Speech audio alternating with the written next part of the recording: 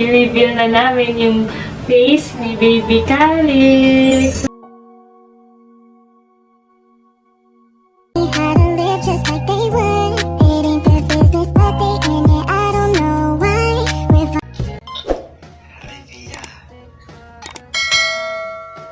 Ano yan? Anong hi, Pia? Anong oras na ba't may pa-hi-hi yan?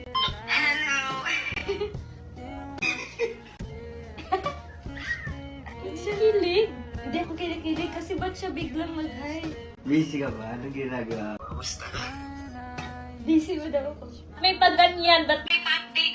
Ano yan? Hi, Sabi! Kamusta ka na?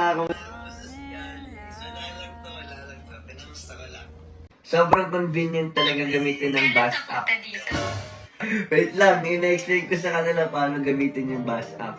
Voice messaging app siya na isang tap mo lang sa push to talk button, marinig ka na at makakasagot ka rin agad. Kahit emojis, may sounds din. Uy, ba't hindi na send ko?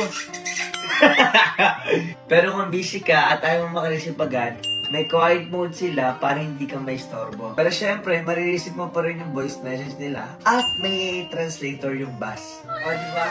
Kahit LDR pa yan. Joke lang, mas napadali at communication is na rin talaga dito sa bus. Kaya i-download at Yung face ni Baby Calix.